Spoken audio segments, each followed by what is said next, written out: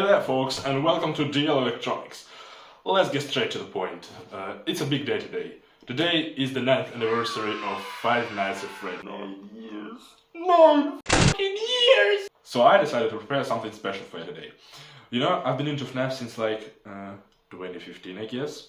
And I was always interested in the lore of this game, like so many of the others.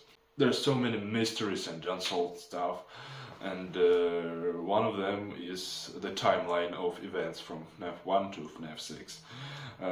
That's, I think, is the biggest mystery of FNAF, since Scott once said that the pieces are in place for us. The modern FNAF is going forward with new events, new characters, new places, new stuff, while we still haven't quite put together the basics. I know there's plenty of FNAF timeline theories in existence, but like none of them are perfect. And I do know why, and you do know why as well, I'm sure. That's because FNAF timeline just can't be solved. It's impossible. There are so many places in story when conflicting evidence ruins everything, when we just haven't got any clues in canon yet. And there's some stuff that different people see differently, you know. But I decided to challenge myself today and make my own FNAF timeline, which I think makes most of sense.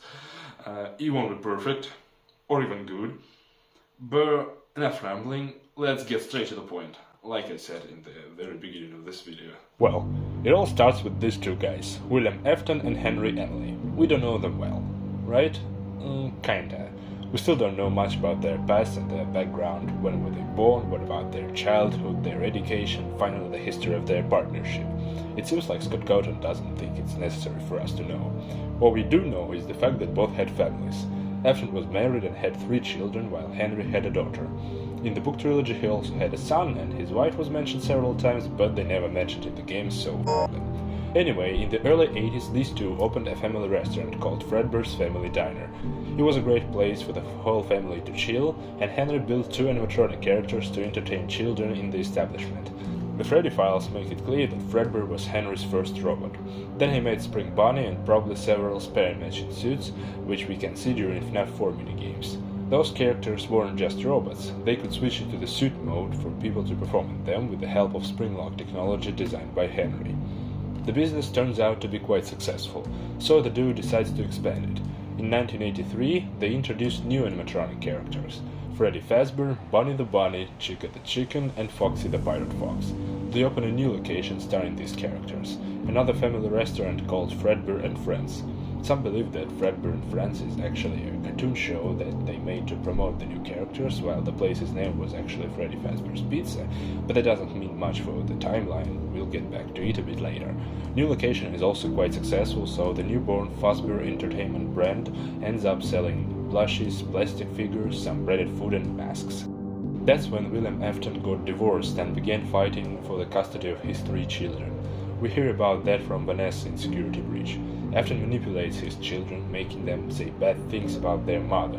As the result, all of this mess, William's wife commits a suicide. William Afton never was a good man, a good father, or a good husband. He was cruel and selfish, he was deep into his work, leaving his own family behind. He started his own company under Fazbear's wing and called it Afton Robotics. He built an underground bunker below Fredbear's and his own house. He was preparing to open his own restaurant with new advanced animatronics and circus aesthetic. The name of the place was going to be Circus Baby's Pizza World. The animatronics there weren't just simple Chuck E. Cheese style dolls, they were designed to kidnap children. I need to pause a bit here. The majority of FNAF fans believe that he was building these characters after the missing children incident, or at least after the bite of 83, since he will have no reason to equip killer mechanisms to the robots before he knew about remnant, agony and possession. That's actually a problem. Anyway, we have the Null trilogy, when he also made Killer Baby Bot before the MCI and before his studies of Remnant began, but does it make sense in the games? The cancelled teaser stated that people were hyped when Circus Baby's Pizza World was about to open, which means that no other tragedies haven't taken place yet, or people would be just weirded out by the places like Circus Baby's. Also, William makes that promise to his son in FNAF 4. Why would he make it before he even knew about Remnant and stuff? Also, Elizabeth's room is empty by the time of FNAF 4, but no one takes this evidence seriously since she could just go for a walk or just leave her room for any other reason. Anyway, I think that Elizabeth being the first victim makes some sense, at least in this timeline, and you'll understand why later. So, we know what happens next. William opens Circus Baby's Pizza World, Elizabeth goes to see the main attraction and gets scooped just like a little cute vanilla ice cream. William shuts the place down for literally no reason, he should have expected that someone will be killed there or whatever. The Afton discovers that Elizabeth had somehow possessed Circus Baby. Well, in the current FNAF lore it would be better to say that Elizabeth's agony possessed Circus Baby. The girl suffered a terrible pain in the moments of her death, and the FNAF universe emotions tend to possess things around them. The Fazbear Fright's epilogues also point out that the strong emotions can store memories. That's how Baby got some Elizabeth's memories, so she could talk about them during the third night of Sister Location. It was also portrayed in the trilogy quite well and clear. The robot still remains a machine with their programs, but they also have some memories of humans they killed. Afton notices all of this and decides to study the emotions and remnant. By the summer of 1983, he was deep into his work. He needed to test some stuff. But how? He had to make sure that his technologies work as intended, and he ended up testing them on his youngest son. He locked him in special chambers at night and monitored those rooms through the cameras. He also gave a Fredbear plush with a walkie-talkie to his son so he would be able to communicate with him. The boy was very afraid of the animatronics. What is seen in shadows is easily misunderstood by the mind of a child. Instead of blank dummies, he saw terrifying monsters. There is a possibility William used illusion discs here, but that was never mentioned or confirmed, so whatever. This is when FNAF 4 takes place. I ain't gonna retell all of the game's events. The boy just suffers from the nightmares that he's going through with the addition of his older brother and his dumb friends bullying him 24/7.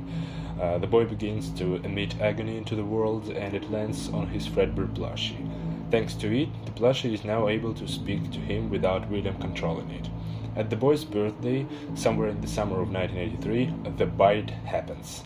The child is about to die while William tells him that he will put him back together because now he does know how to do this. Afton Robotics designs a special machine, the Scooper. This baby can contain remnant in the form of melted substance full of agony. This is when Afton takes some of his son's stuff, or even his body, melts them and puts into the Scooper's reservoir. Sounds fucking weird, I know, but the trilogy goes with this kind of concepts just fine, and it will also make sense in the future. Trust me. Please. After the bite of 83, Fredbear's is closing with some bright press around our beloved golden bear with magenta head. Fredbear and Friends location gets rebranded as Freddy Fazbear's Pizza, throwing all of the Fredbear stuff away. All these tragedies produced lots of agony, and as we know from Fazbear Frights, big clouds of agony can form into independent creatures. That's the origins of Shadow Freddy and Shadow Bunny. This kind of entities can possess anything and take any form, so maybe Shadow Freddy and that guy are actually the same shadow. We also learned that the shadow creatures are obsessed with the desire to cause pain, so they can fuse with the produced agony and become stronger. They literally can terrorize people for no reason and even make them do something. Nightmare, who we know is Shadow Freddy, connects to William, making him suffer and making him commit even more awful things. On October 31st, 1983, William kills Henry Emily's daughter at Freddy's. We know the date of her death thanks to the novels. The trilogy appears to have separate timeline, but the date of the first MCI match with the games, so it may also make sense for Charlie's death as well. Also, Henry mentions that Charlie is most likely the first Afton's victim, so yeah. The restaurant's security puppet fails to protect the girl, but her pain and agony ends up possessing the animatronic's body. And then, the Midnight Motorist.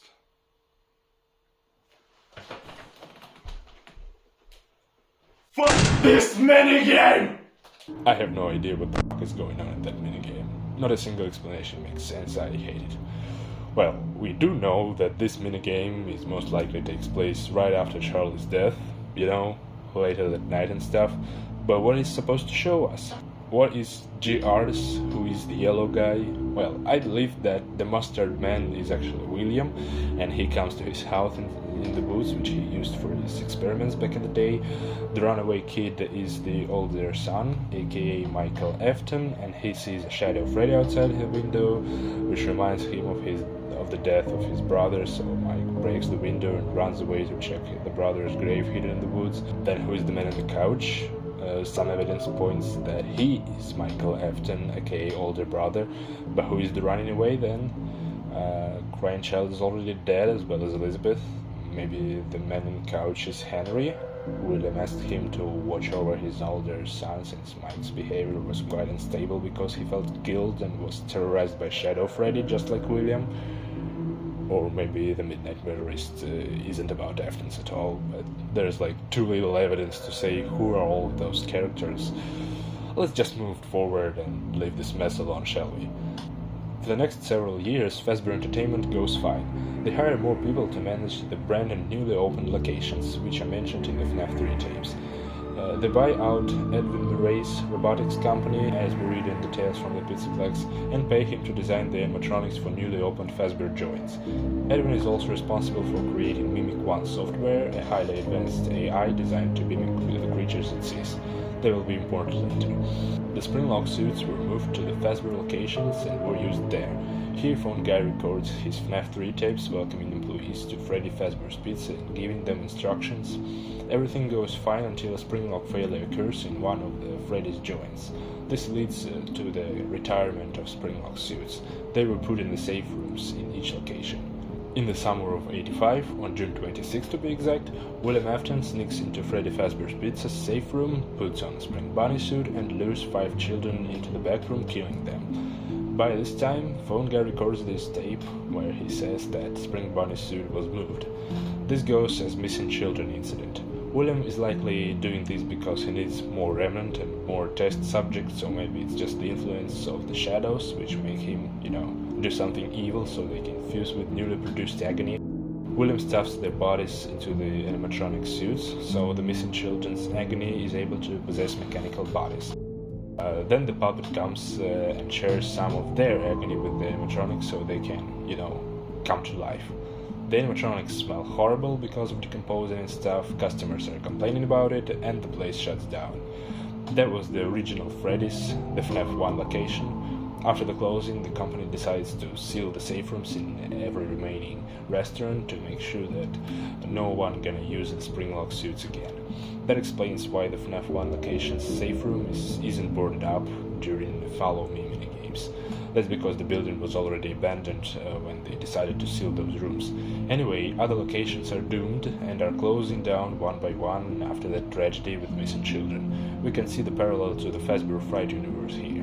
In some stories from the books, we also learned that the MCI of '85 led to the closure of many locations around the whole country, so I believe similar stuff happened in the game timeline as well. Now, after learning about the strange behavior of the animatronics at Freddy's, William understands that his experiment was successful. By this time, he may have took some of the Freddy's animatronics as parts and melted them down to store in the scooper. That will make sense if you believe in molten MCI theory. I think it's a really good theory, but in my timeline, the original remnant to power the fun times was the Crying Child's one. Have you ever wondered why William sent Michael to explore Circus Baby's entertainment and rentals in the first place? He knew that the animatronics would kill him, and he knew that they were going to use the scooper. That was all his plan. He wanted to inject the Crying Child's remnant into Michael. That's how he was going to fulfill his promise. He was going to revive his youngest son in the body of the older one. He did pretty much the same thing in the Null trilogy, infusing the missing children's remnant with the living human just to see what will happen. The guy survived, and so did Michael, but the Funtime animatronics fused into Ennard in the process because they also wanted to escape the underground facility, so they conveniently used Mike's body and then escaped it as well. Here we reach in 1987, when Fazbear Entertainment decides to bring their Bear Empire back. They open up a new restaurant and use the old robots as parts to build the toy animatronics inspired by the actual plastic toy figurines they sold back in 1983. That's the FNAF 2 location. William Afton comes here to work as a night guard, but then he was moved to the day shift with Jeremy Fitzgerald replacing him at night. As we know from Phone Guy, Afton uses some of the suits to lure 5 children in the back room and kills them. Again, as if the first MCI wasn't enough. This is the second missing children incident / dead children incident / save them incident, whatever. These children weren't stuffed into any suits, so their agony just spread on the building. Maybe this is the time when Shadow Bonnie was born, or I don't know. Anyway, the place shuts down, an investigation starts. Jeremy is moved to the day shift with Michael Afton replacing him during the night. He used the name Fritz Smith, as we know from his pink list. He got fired because he tampered with the animatronics. Maybe he thought that all of them were dangerous after visiting sister location, or maybe he was searching for his father and decided to take a look inside of the characters, Anyway, the result of this tampering was bad. Some of the 2 animatronics bit the day shift guard's frontal lobe, causing the Bite 87, or maybe the Bite 87 doesn't exist in today's FNAF or being fully replaced by the Bite 83, but anyway, whatever. Fazbear Entertainment scraps the toy robots, fixed the old ones a bit, and reopens their location with the original characters in 1988. The place stays open until 1993, when Michael Afton gets a job as a security guard once more. But this time he waits the whole week before tampering with the robots. Then he gets fired, Phone Guy gets killed by the way, and by the end of 1993 the place ultimately closes down. After the fun times escaped back in 1985, William was left without Remnant to continue his experiments, so he returned to the abandoned Freddy's to tear apart the classic animatronics. Shadow Freddy helped him a bit. He tore the beloved characters apart, releasing their agony, which formed into 5 ghost figures of the first missing children. Then our Willy Boy decides that hiding inside his trusty and rusty spring bunny suit is a good idea, so he did exactly that, and got spring locked. What a shame. Then he and Michael and Henry and all the other characters did nothing for 30 years. They just needed a break, and I don't blame them. Then the timeline is quite clear for the most people, so I won't be focusing on every little detail. In 2023, the Fazbear Frights horror attraction opens up. They brought Springtrap there and made Mike to work the night shift like good old times. They also gave him survival logbook, which was obviously just a big mocking of Fazbear's company policy. There are no other good ways to explain the logbook. Trust me on this one, I was trying my best back in the days. William uses his agony to form phantoms so they can terrorize Michael. Then someone, guess who, sets the place on fire, but Springtrap survives because he always comes back and stuff, The same year, Henry was preparing his genius plan on making a fake Freddy's Pizza location so he can attract the remaining robots there, including Ennard, who was split into Scrap Baby and Molten Freddy, Willy Boy with his new beautiful suit, and the puppet. He even built a bear thing to catch it because it was too cheap to go and search for her in the alley himself. Michael worked as a manager there because zombie people are very much tolerated nowadays, or maybe the remnant inside of Michael's body regenerated some of his organs, since In the Flesh tells us that agony is somehow able to influence humans' body in different ways. Henry also uses the remains of the classic and maybe toy animatronics to build the Rockstar ones. He puts them in the same building and starts the fire, so everyone, including him, gonna burn alive and end all this nightmare that I'm trying to piece together. But it turns out that the only person Henry was able to kill was Henry. Well, William kinda died and went to his ultimate custom hell to be tortured by the one he should not have killed. That one is Cassidy, I think, the 5th children of the MCI of 85. But William's remains still contain his agony.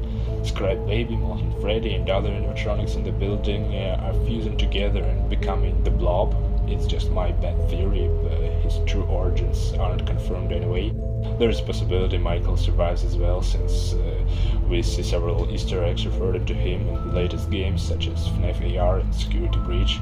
And then the Stitch Raid stingers. You see, there are epilogues in Fazbear Frights which are telling us about what happened after the fire in the fake pizzeria, and some believe that those events took place in the game universe.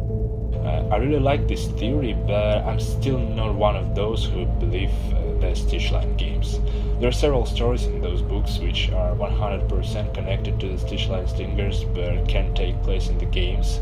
The most obvious one is Count the Ways, where we see old and rusty Funtime Freddy. He was brought to some old guy's workshop from the dump or something like that, but it can't happen in the games because we know for sure that Funtime Freddy became a nerd a long time ago and just couldn't be scrapped like that. So I'm gonna fill this timeline with events from Fazbear Frights. Maybe I'll do another timeline later covering Stitchline games, but not today. Anyway, after all of this happened, we came to the story of the newest FNAF games, such as Help Wanted and Security Breach. I think I'll cover them later as well, since they're telling us a sort of new story with somewhat new characters and stuff, and I still haven't read Tales from the Pizzaplex, so let's leave it here. That was the original story of Five Nights at Freddy's, and I also don't want this video to be like too long, and I'm tired after trying to put this book together. I'm gonna celebrate FNAF's anniversary. I have wonderful pizza waiting at me at home, so I'm gonna go and stuff it inside of myself right now.